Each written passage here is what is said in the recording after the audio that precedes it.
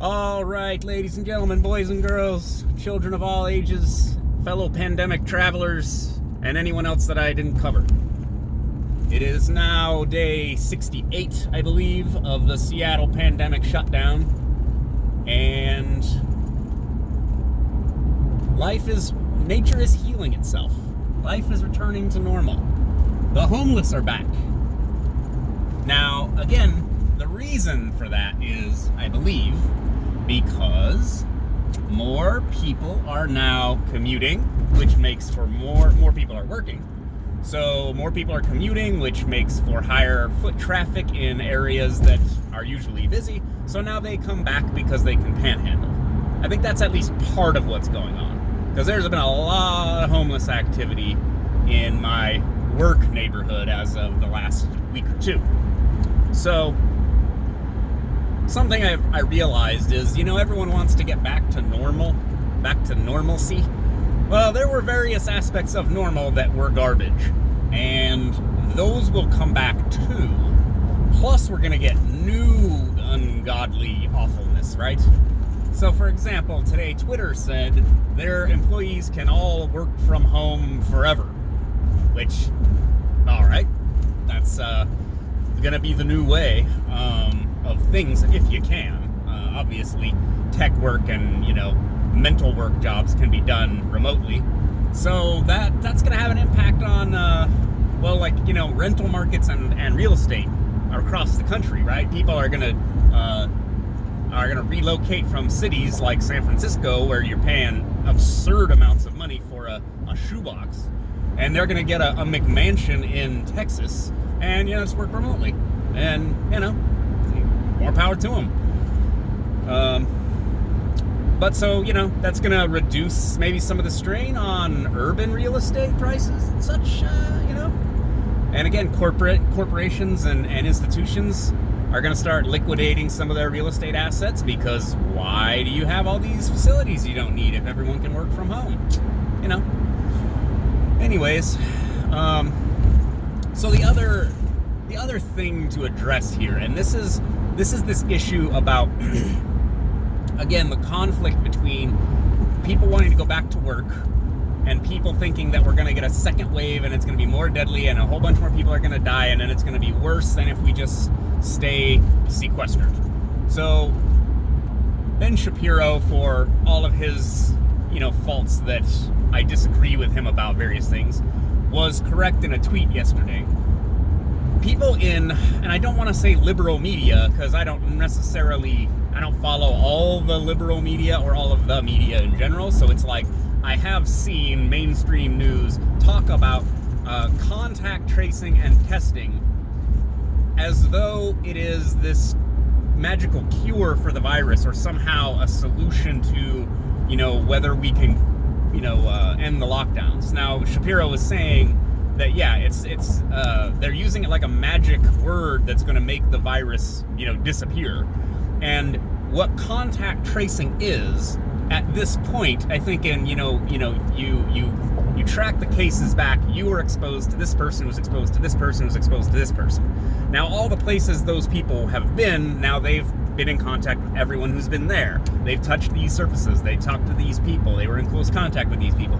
You can then try to isolate those people from other people, quarantine them, whatever. But you have to trace this all back.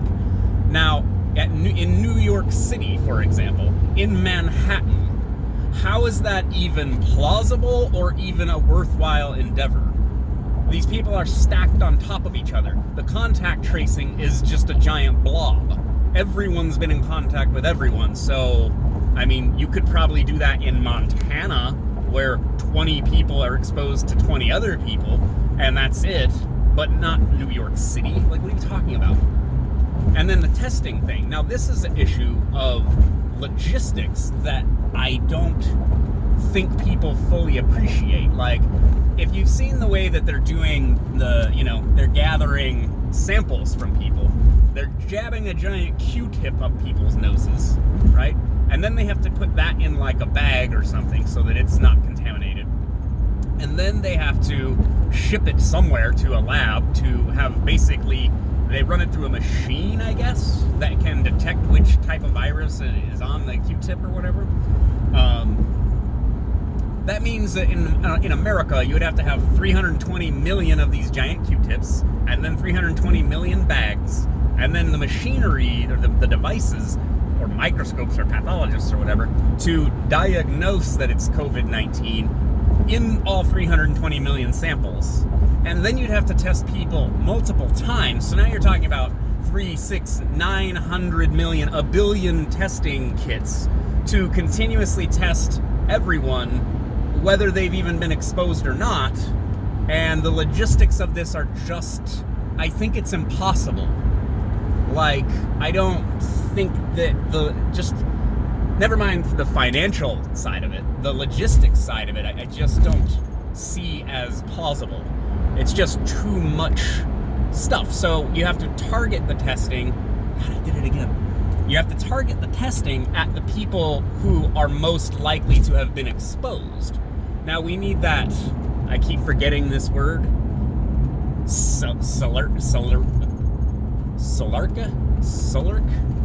the antibody testing.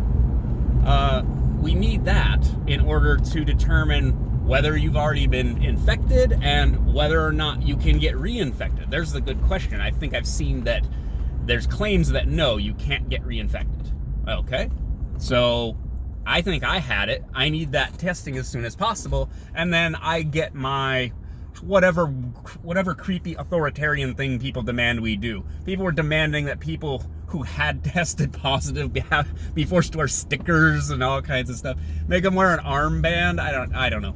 Give me a bracelet with a barcode so that I can buy things, so we really get that mark of the beast apocalypse rhetoric going.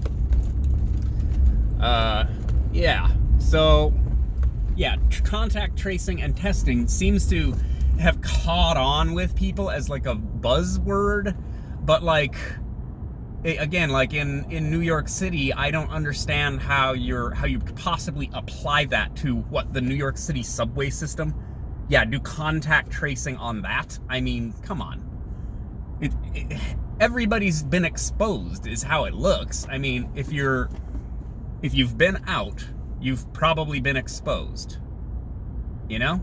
I don't know what people, I don't understand what people think the scale of this thing is. Like, how many people are involved in this at this point? It's got to be vast numbers of the population, and the scale of like the testing again. Like, do you have any idea like how the ramp up to do that would be? How that would go, and how horribly partisan the whole process would become if it involves our government at all.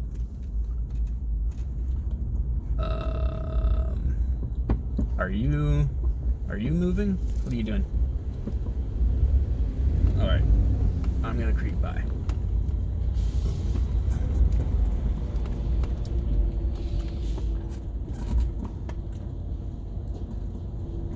I'd go.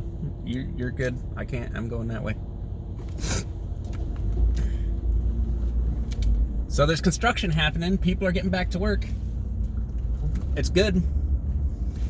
I think, again, cautious optimism. I think we're gonna be fine. We need to get back to work and be careful, of course. Like I said before, be careful, be careful, be careful. But I think that we're gonna get through this, and it's not gonna be the nightmarish thing that people think. Now again, I will eat my crow. I'll eat my slice of crow pie later if I'm wrong. But I just call it a feeling. And I'm not making policy here. I don't want people to necessarily make policy based on my good intuition. But I'm saying, I'm cautiously optimistic that things are going to go better and smoother than we think. And we may very well be through the worst of it. And now we just have to get back to work and try to fix this economic hemorrhaging that's going to ruin people's lives. All right, that's enough from me for one day. Remember, I go out so you don't have to.